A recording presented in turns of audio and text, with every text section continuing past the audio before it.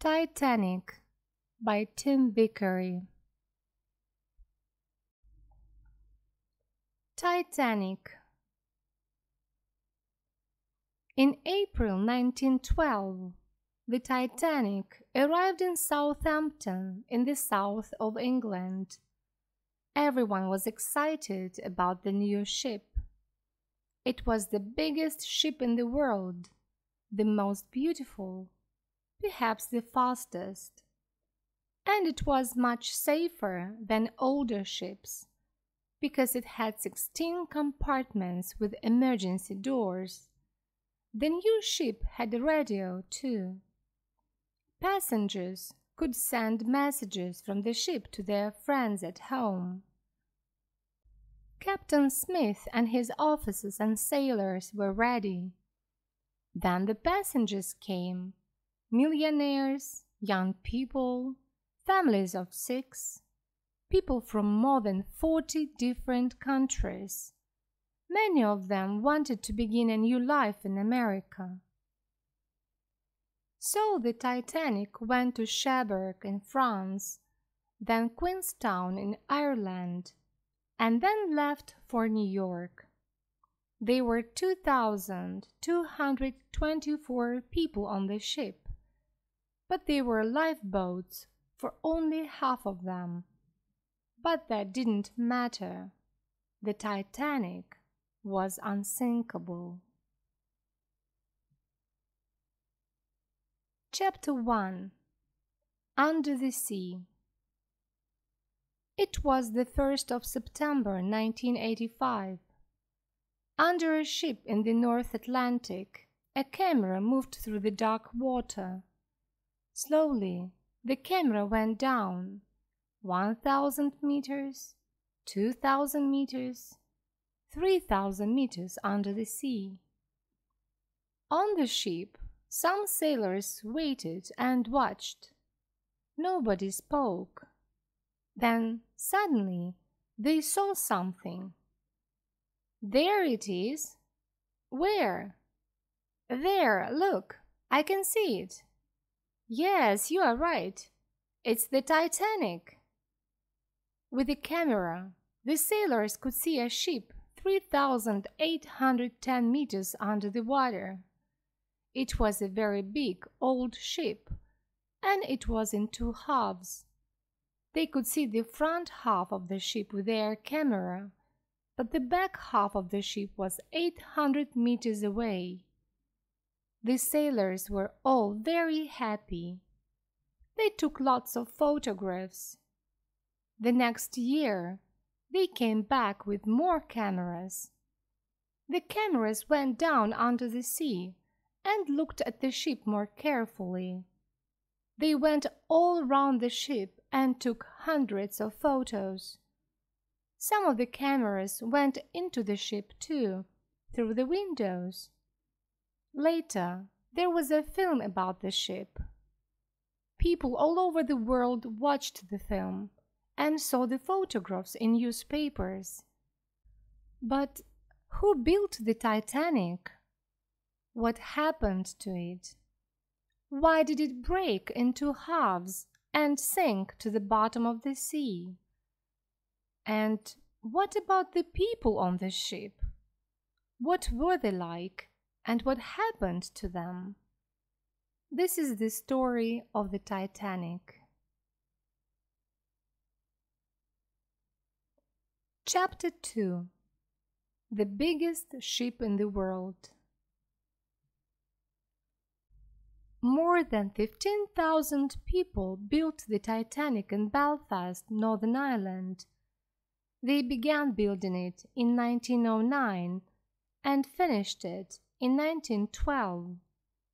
The Titanic was the biggest ship in the world, 46,328 tons, 265 meters long, and 28 meters across.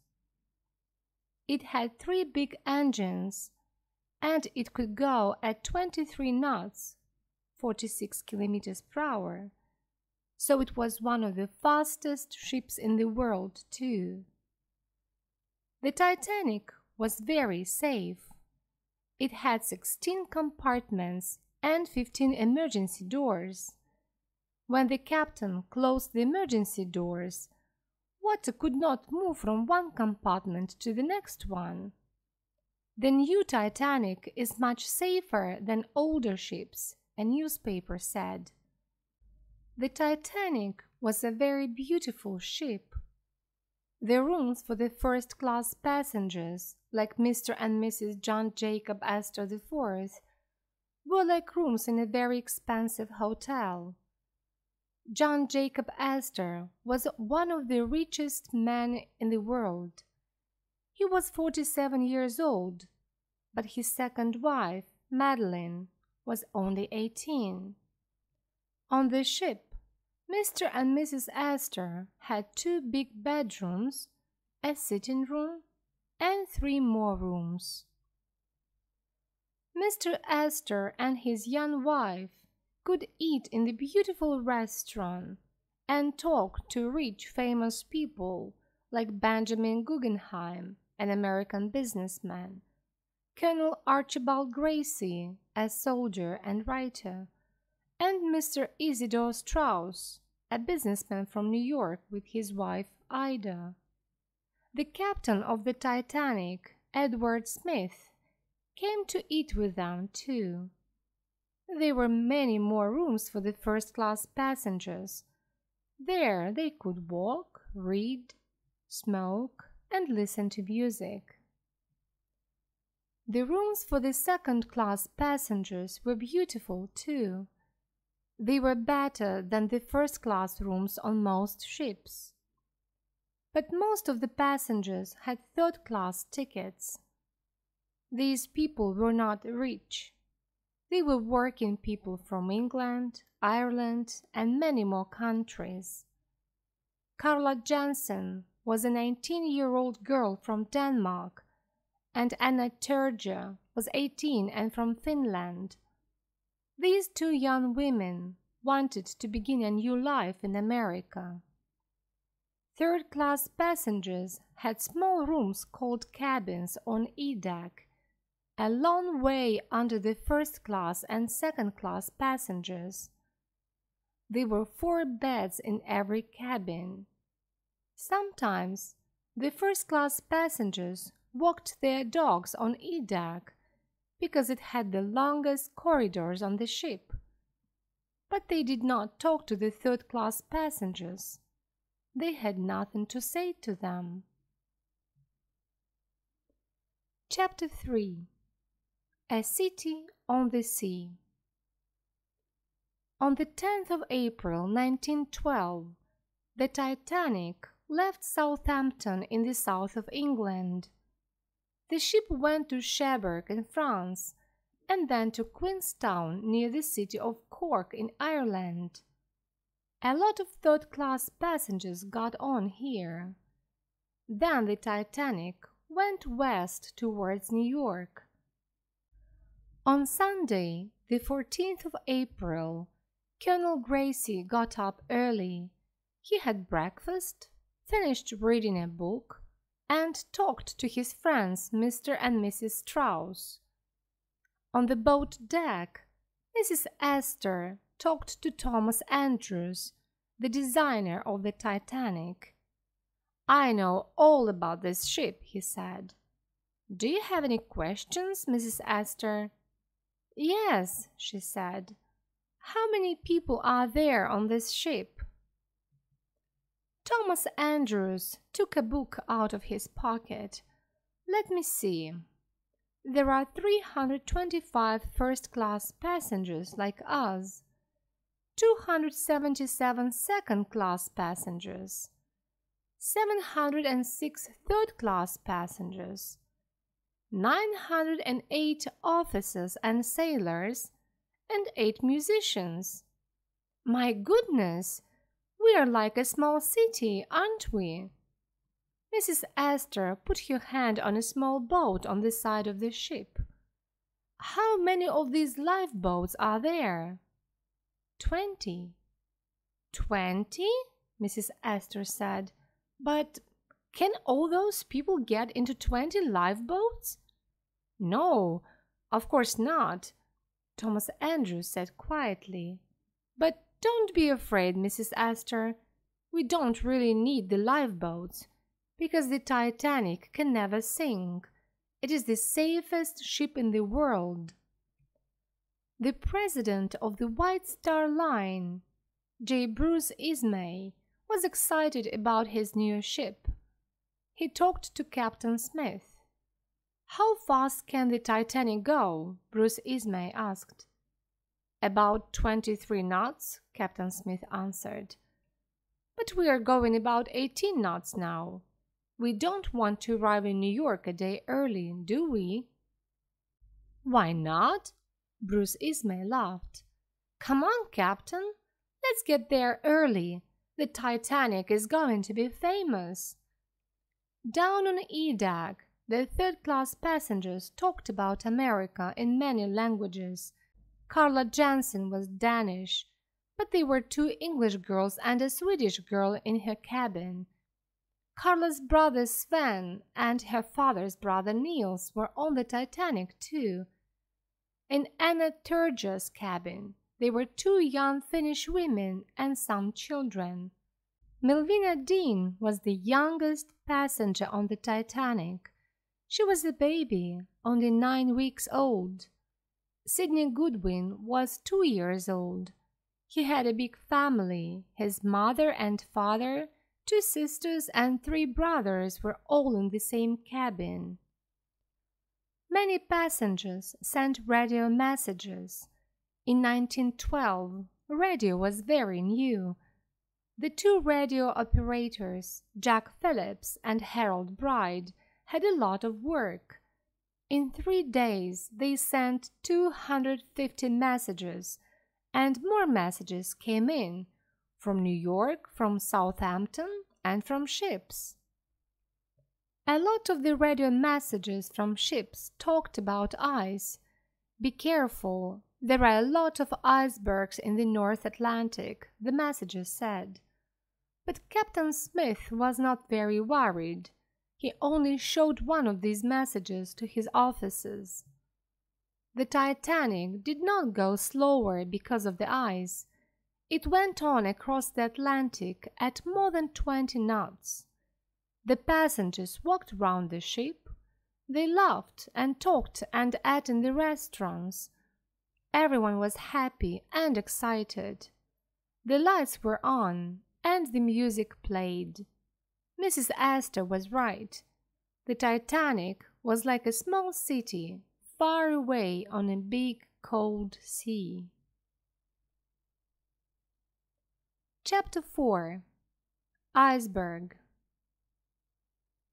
On the night of the 14th of April, the weather was good and there were lots of stars in the night sky. The sea was quiet, but it was very cold. High up in the ship, 2 sailors, Frederick Fleet and Reginald Lee, looked out at the black sea and sky. The 2 men were very cold. At 11:40 p.m., Fleet saw something in front of the ship. It was very big and white, and it was not far away. "Iceberg! Iceberg!" he said on the telephone. "There is an iceberg in front of the ship." "Thank you," First Officer Murdoch answered. "Turn left quickly," he told Robert Hitchens, the sailor next to him.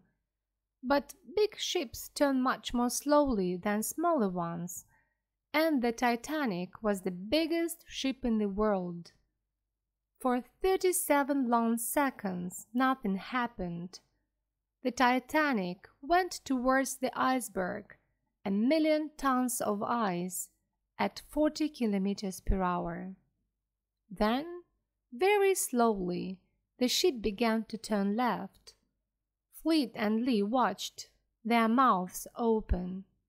The iceberg came nearer and nearer. They heard the noise when it hit the right side of the ship. They could see ice down on the deck. Then the iceberg went behind the ship. away into the black night. First Officer Murdoch's face was white. "Stop the engines, quickly," he said. The engines stopped, and the Titanic moved slower and slower. Then it stopped. Many passengers were asleep and did not hear anything, but Colonel Gracie did.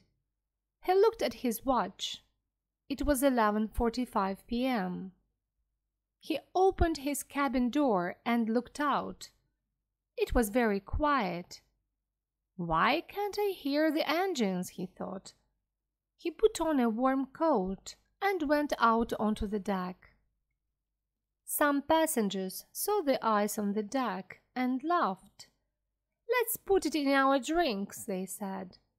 They played with the ice for a few minutes and then went in, out of the cold. But down in the third-class cabins at the front of the ship, the Iceberg made much more noise when it hit the ship. Water came into Daniel Buckley's cabin. He got up and opened his door. There were a lot of people in the corridor. "What's happening?" they asked. "What's wrong?" The 4 girls in Carla Jensen's cabin woke up, but then they went back to sleep.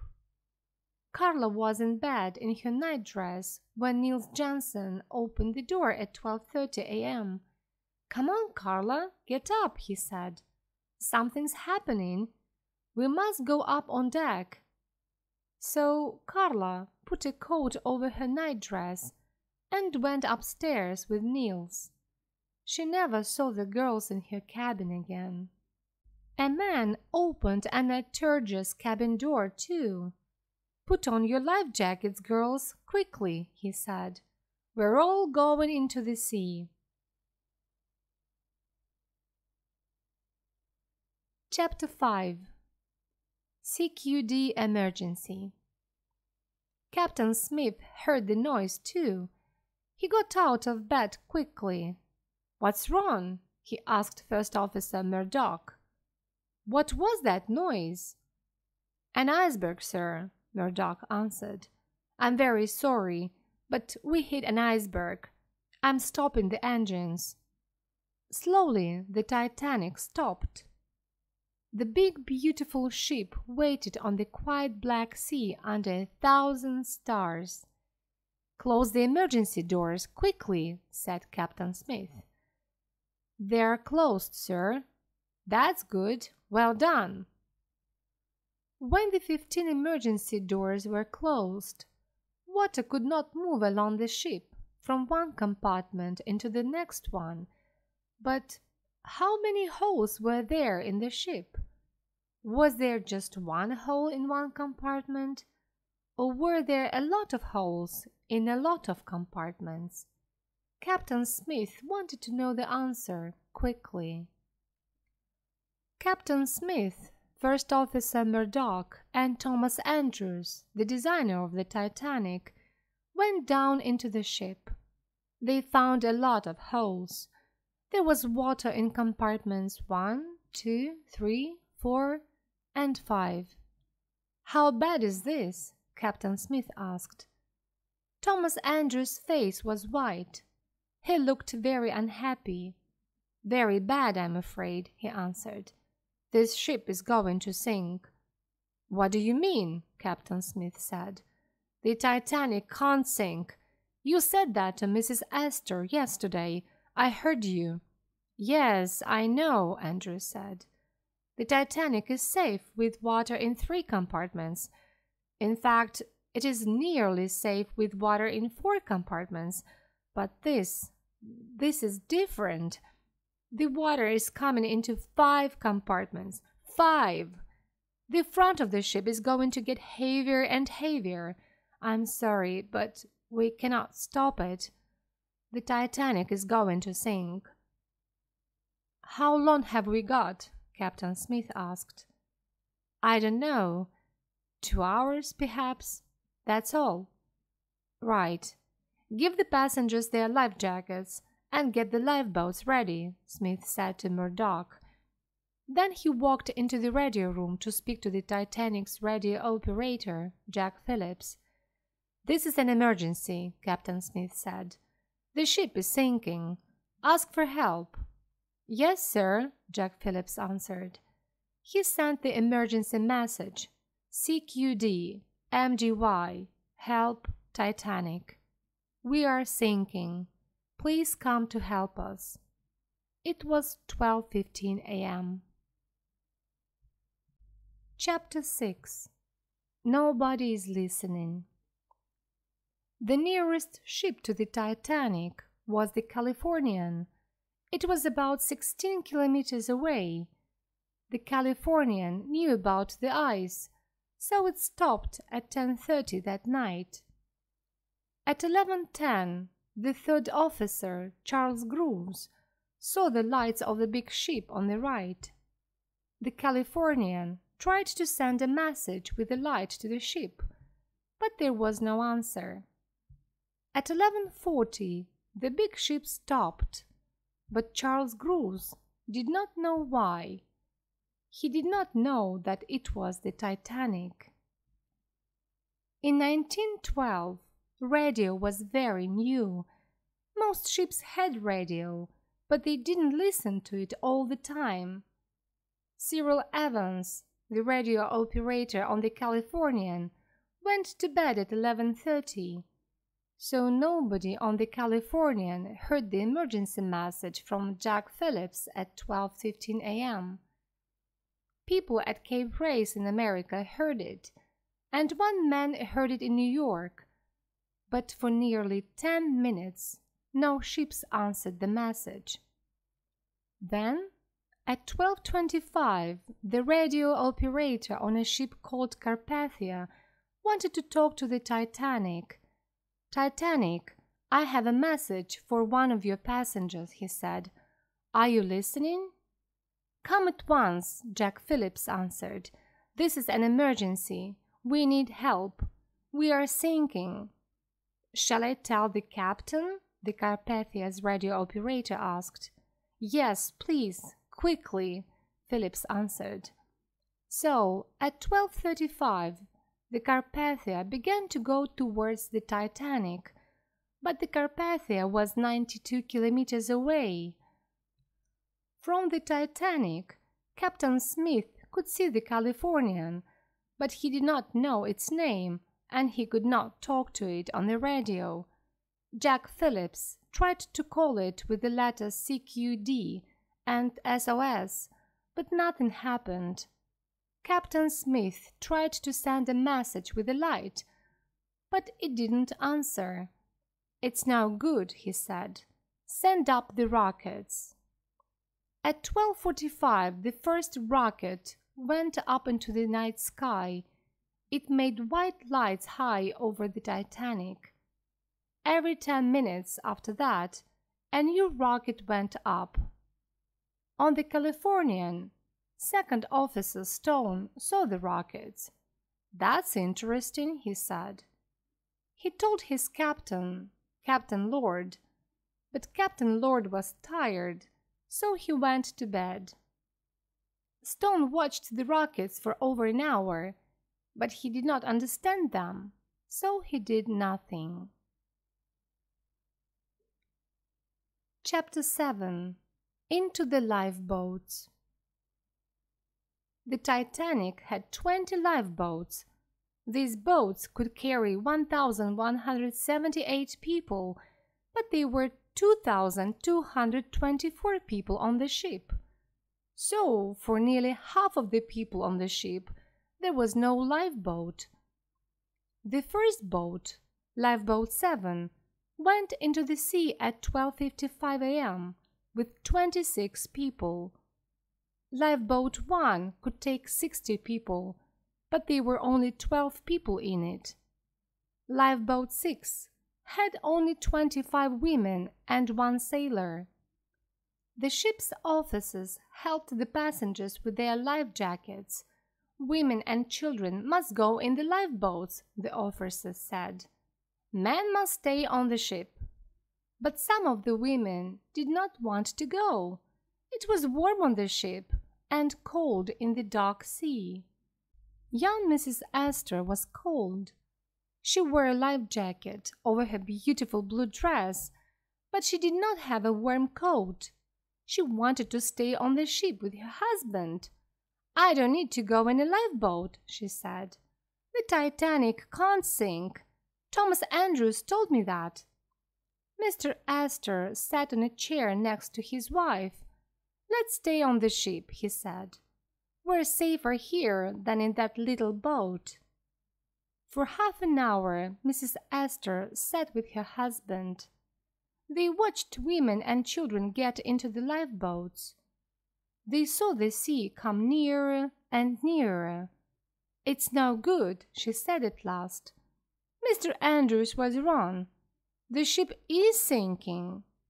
Second Officer Charles Lightoller helped Mrs. Astor into Lifeboat 4. Mr. Astor wanted to go with her. "Can't I go with my wife?" he said. "She needs me. She's going to have a baby." "I'm sorry, sir," Charles Lightoller said. "These boats are for women and children. Men must stay here." Mr. Astor watched his wife go down into the sea in the lifeboat. "Don't be afraid," he said. "I'm going to be okay. We can meet in New York." "Goodbye, my love," she said. She never saw him again. Isidor Straus was 67 years old, and his wife was 63. "I'm not going without my husband," Mrs. Straus said. "Where he goes, I go." "That's okay," said Charles Lightoller. "He's an old man, so he can go with the women." "No," said Mr. Straus. "I'm a man. I'm staying here with the men." So Mrs. Straus stayed with her husband on the Titanic. The lifeboats were on the boat deck, near the first-class and second-class passengers. Anna Turger ran upstairs from E-deck towards the boat deck. "Stop," a sailor said. "You can't go up there."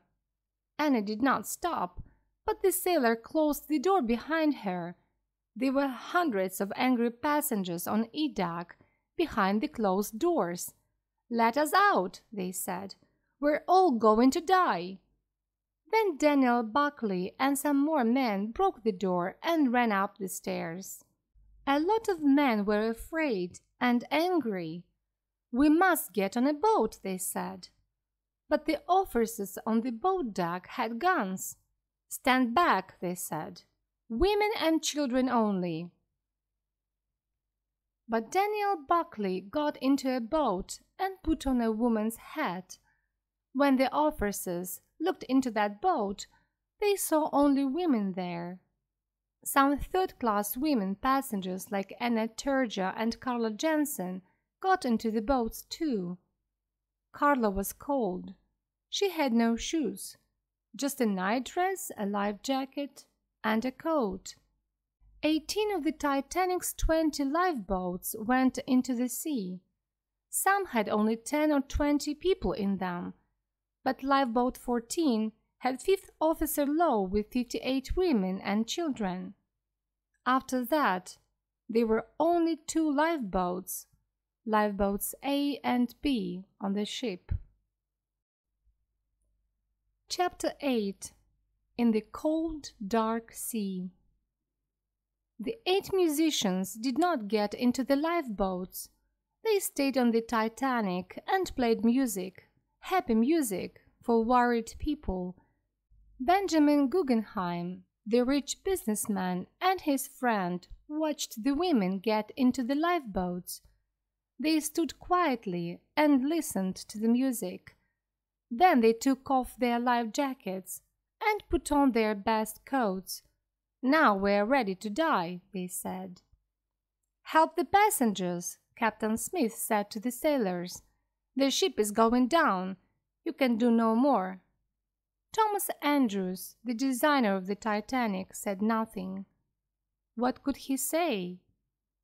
Second Officer Lightoller and Colonel Gracie wanted to move lifeboats A and B, but it was not easy. Water came back along the ship, faster and faster. Lifeboat A went into the sea. There was nobody in it at first, but then some men got in. Lifeboat B went into the sea the wrong way up.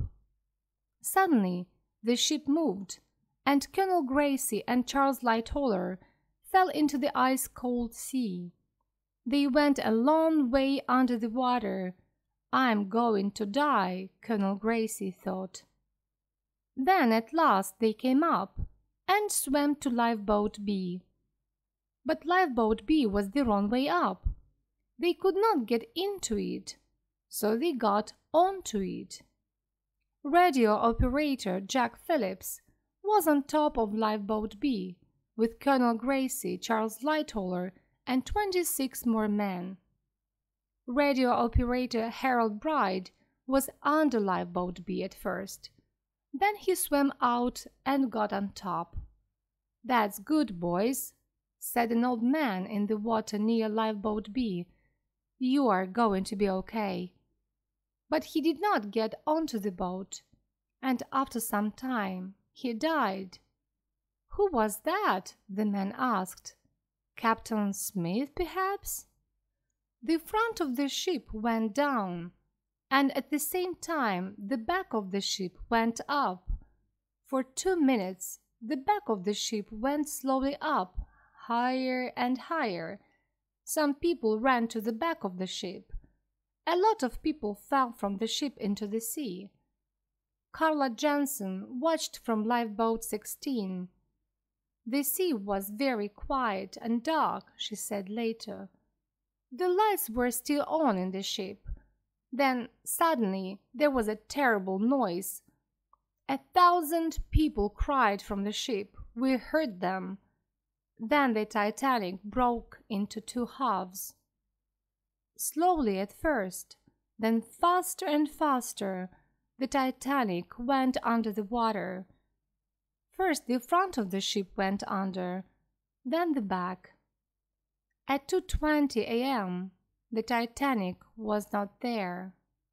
The people in the boats could see the stars in the night sky and the Black Sea, but no Titanic. The biggest ship in the world was under the sea. There were more than 1,000 people in the water. Most of them had life jackets, so their heads stayed out of the water, but the sea water was very cold, and nobody could live in it for long. "Please, come back and help us," the people in the water cried to the people in the lifeboats. In Lifeboat 6, there was 1 sailor and 25 women. "We must go back to help the people in the water," some of the women said. "Our husbands are there. They need help." "No," said the sailor, Robert Hitchens. "There are too many people in the water. They can't all get in this boat. It isn't safe." So they did nothing. Lifeboat 1 had only 12 people in it, but they did not take 1 man or woman out of the sea. But in Lifeboat 14, 5th Officer Lowe did want to help. "Get into Lifeboats 10 and 12, he told his 58 passengers. "Quickly, now! This boat is going back." But it was not easy to move the passengers. Then, at 3 a.m., 5th Officer Lowe went back with Lifeboat 14 to help the people in the water. But it was too late. Nearly everyone was dead. Harold Lowe took only 4 people alive out of the sea. They saw 1 man on a door in the water. He looked cold and white and dead, but after a few minutes he opened his eyes and began to talk in Japanese. Later he helped to row the boat like a sailor. "What a good man," Harold Lowe said.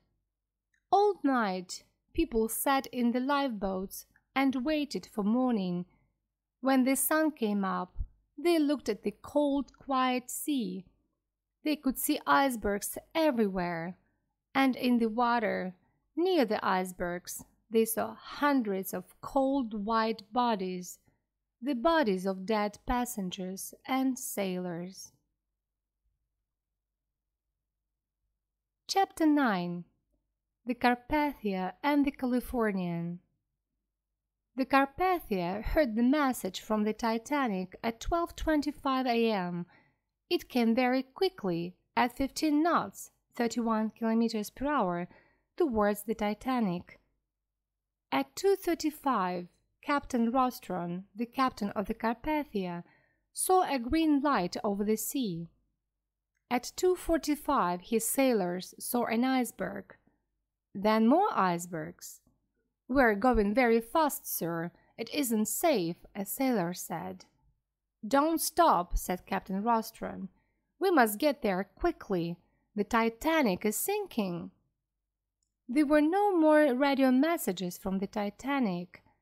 At 4 a.m., the Carpathia stopped and sent some rockets into the air. "Here we are," the captain said. "But where is the Titanic?" The sun came up. There was no Titanic. They saw more than 20 icebergs, some big, some small, and one small lifeboat, 400 meters away. There was a sailor in it, some women, and a baby. "Where is the Titanic?" Captain Rostron asked. "It went down, sir," answered the sailor, "an hour and a half ago." On the Californian, Chief Officer's steward saw the Carpathia. "There is that ship," he said to Captain Lord. "It's firing rockets again." "It doesn't matter," said Captain Lord. "It's not important."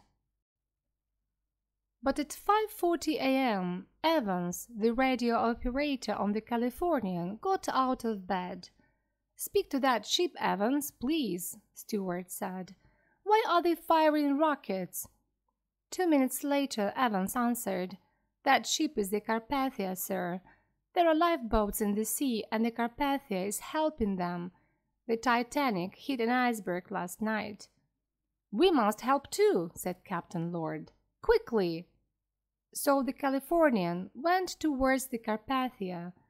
But it was nearly 6 a.m., more than 5 long hours after the Titanic needed their help.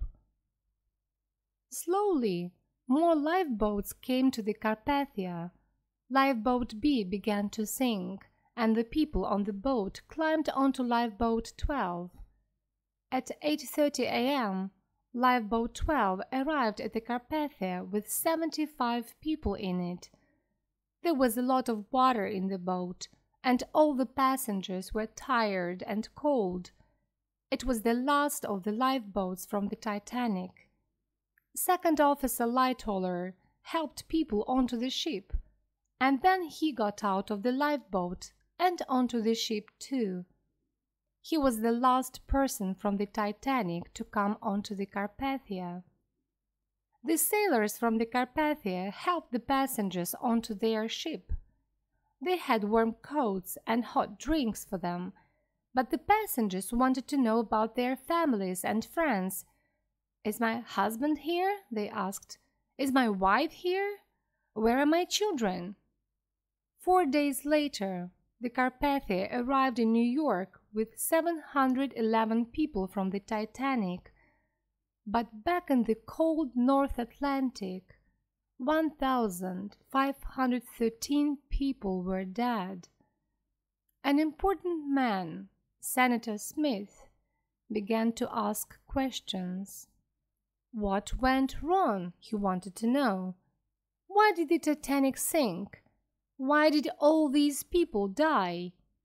Captain Smith and First Officer Murdoch were dead, and the designer Thomas Andrews was dead too. But the president of the White Star Line, Bruce Ismay, was on the Carpathia. So Senator Smith talked to him. "Did you know about the icebergs?" Senator Smith asked. "Well, Captain Smith knew about them, yes," Bruce Ismay answered. "Then why didn't the Titanic go slower?" Senator Smith asked. "Did you talk to Captain Smith about that?" Me? No, of course not, Bruce Ismay answered. He was the captain. I was only a passenger. A passenger, yes, but you were the president of the White Star Line, too, Senator Smith said angrily. The Titanic was your ship, and 1,500 people died because the Titanic hit an iceberg. Can you answer this question then? Why did you only have 20 lifeboats? Bruce Ismay looked unhappy. Because the Titanic could not sink.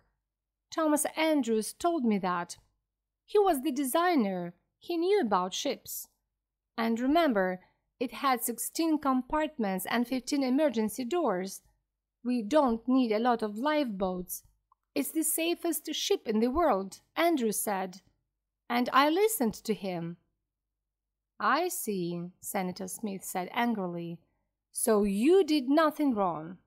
Captain Smith was wrong about the icebergs, and Thomas Andrews was wrong about the lifeboats. But you, the president of the White Star Line, I was only a passenger, Bruce Ismay said. Chapter 10. Life after the Titanic. What happened to the people from the Titanic? The American ship Mackay Bennett found hundreds of dead bodies in the sea. One of the bodies was John Jacob Astor. He was buried in New York in May 1912. In August 1912, Mrs. Astor had a baby son. She called him John Jacob Astor, the same name as his father. Mrs. Astor died in 1953. The Mackay Bennett also found Mr. Strauss, and he was buried in New York too, but they did not find his wife. Many of the bodies on the Mackay Bennett had no names. One of the bodies was a baby, 2 years old. Nobody knew his name then, so they called him the unknown child. Today we know that he was Sidney Goodwin. His mother and father, 3 brothers and 2 sisters, all died in the sea too. Little Sidney, like many of the Titanic passengers, was buried in Halifax, Nova Scotia, in Canada. But Melvina Dean, the youngest passenger on the Titanic, did not die. She left the Titanic in Lifeboat 10 with her mother and brother. Later, they returned to England on another White Star ship, the Adriatic. All the women passengers on the Adriatic wanted to hold her in their arms. In the end, one of the officers said, "No passenger can hold Melvina for more than 10 minutes." Colonel Archibald Gracie wrote a book about the Titanic, but he never really got well after his time in the sea. He died in December 1912, and his last words were, "We must get them all in the boat." It was not easy for Anna Turja in America. She did not know any people there, and she could not speak English. A hospital doctor in New York wrote her name on her arm and put her on a train to her brother in Ohio.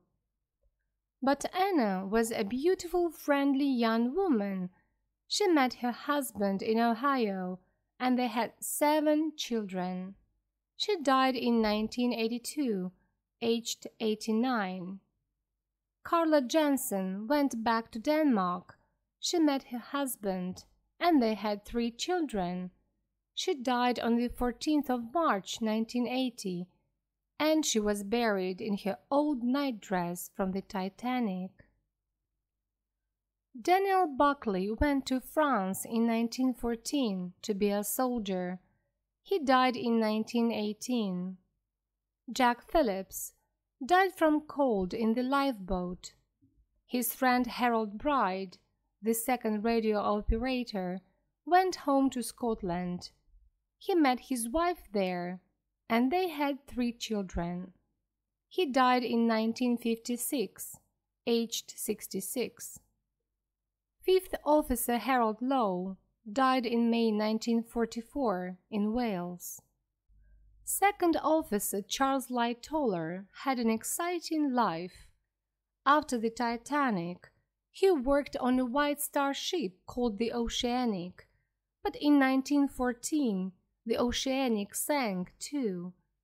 Then he worked on a ship called the Falcon, but the Falcon also sank. In 1940, at the age of 66, he went with his son Roger in his small boat called Sundowner to Dunkirk in France. Sundowner was not much bigger than one of the Titanic's lifeboats, but it carried 130 soldiers home across the sea to England. Charles Lightoller died in 1952 in London, aged 78. Bruce Ismay went home to England, and the White Star Line finished their new ship, the Britannic.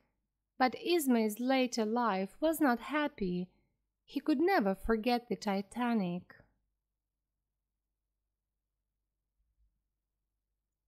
Chapter 11. Finding the Titanic. There are many stories about the Titanic.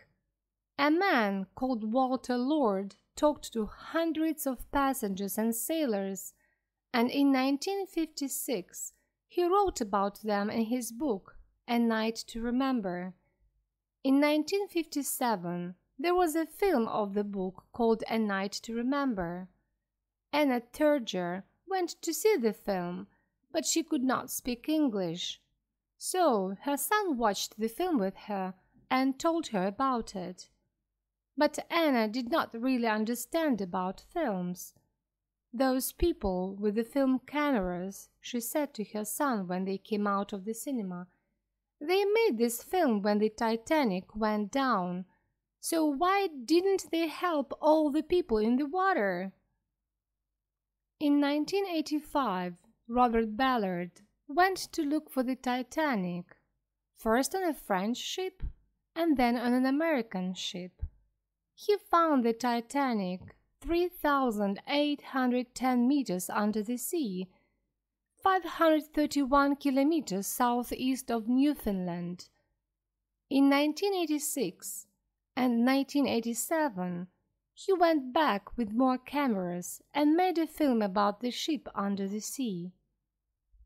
In 1987, James Cameron saw this film and said, "I must make a Hollywood film about this."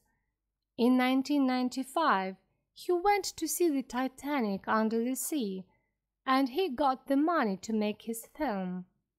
Cameron's film, Titanic, was very expensive. He needed $200 million for it. That is $1 million for every minute of the film.